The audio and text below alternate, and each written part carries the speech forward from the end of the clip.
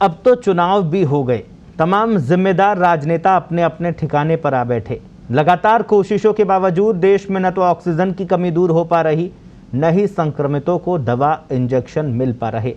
सरकारों की नाकामियों से व्यथित जनता की उम्मीदों की आखिरी किरण न्यायपालिका भी खूब कोशिशें कर रही है। सबसे बड़ी जरूरत राहत की है और सबसे बड़ा जिम्मा केंद्र सरकार का है। न सिर्फ केंद्र सरकार का, बल्कि उन राजनेताओं का भी जो इस त्रासदी में इतने ठंडे पड़े हैं। आखिर क्यों? देखिए इस रिपोर्ट में।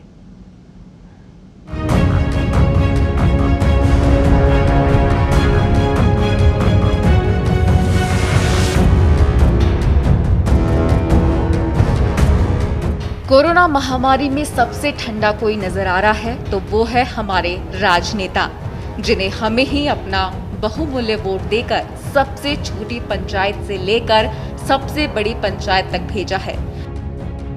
लोग बेचैन हैं, समाज बेचैन है, देश की अदालतें बेचैन है। रोज वहां से आने वाली आवाजें सरकारों को झकझोर रही है, लेकिन राजनेताओं के लिए जनता प्राथमिकता में नहीं है।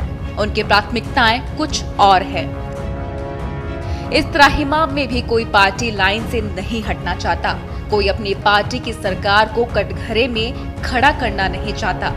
विपक्ष का बोलना संकट में राजनीतिक फायदा उठाने जैसा हो गया है। ऐसे में अदालतों से काफी आशा है। हर तरफ से हार कर व्यक्ति वहीं पहुंचता है। दिल्ली में ऑक्सीजन की कमी पर सुप्रीम कोर्ट की सुनवाई पूरी हो गई। शीर्ष अदालत ने केंद्र से पूछा है, कोरोना की तीसरी लहर के लिए आपकी क्या तैयारियां हैं? सरकार का जवाब जो भी हो, उसे जमीन पर खोजना हमारे लिए मुश्किल ना हो। तभी अदालतों की सक्रियता का भी कोई असर माना जाएगा। 100 साल में एक बार आने वाली कोरोना जैसी महामारियां सबके लिए परीक्षा की घड़ी होती है। इसमें व्यक्ति, मित्र, परिवार और समाज की ही पहचान नहीं होती।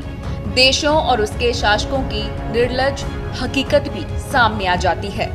पिछले 1 साल से ज्यादा समय से हम भारतवासी भी ऐसी ही वास्तविकताओं से रूबरू हो रहे हैं। हम देख रहे हैं कि किस तरह एक तरफ महामारी का फायदा उठाकर मुनाफाखोर चांदी काटने में जुटे हैं, तो दूसरी तरफ ऐसे लोगों की भी कोई कमी नहीं है जो अपनी जिंदगी दांव पर लगाकर दूसरों की मदद कर रहे हैं। हम देख रहे हैं कि कैसे उन लोगों ने जरूरत पड़ने पर मुंह मोड़ लिए जिनसे सबसे ज्यादा उम्मीद थी, और अचानक मदद वहां से मिली जहां से मिलने की बात सपने में भी नहीं सोची जा सकती थी। किसने सोचा था कि ट्विटर पर टैग करके मदद मांगने पर सोनू सूद जैसा अभिनेता प्रकट हो जाएगा और ऑक्सीजन पहुंचाकर जान बचा लेगा? और किसको अनुमान था कि उस ऑक्सीजन की आपूर्ति में ताकतवर सरकारें असहाय हो जाएगी? कौन जानता था कि बड़े बड़े सेलिब्रिटी, जिन्हें आम जनता अपना रोल मॉडल मानती रही है, ऐसी त्रासदी के दौर में बिलों में गुम हो जाएंगे और वेल्डिंग करके 2 जून की रोटी कमाने वाला ऑक्सीजन सिलेंडर दान का रोल मॉडल बन जाएगा, जबकि उसकी कमाई का एकमात्र जरिया सिर्फ वो ही है। अस्पतालों में बेड की अनुपलब्धता, दवाइयों की कालाबाजारी, मेडिकल ऑक्सीजन की किल्लत के बीच एक एक प्राण की रक्षा के लिए दिन रात जूझते डॉक्टर, नर्स, तो दूसरी तरफ कुछ निजी अस्पतालों, कारोबारियों की मुनाफाखोरी। महामारी हमें सिक्के का दोनों पक्ष दिखा रही है।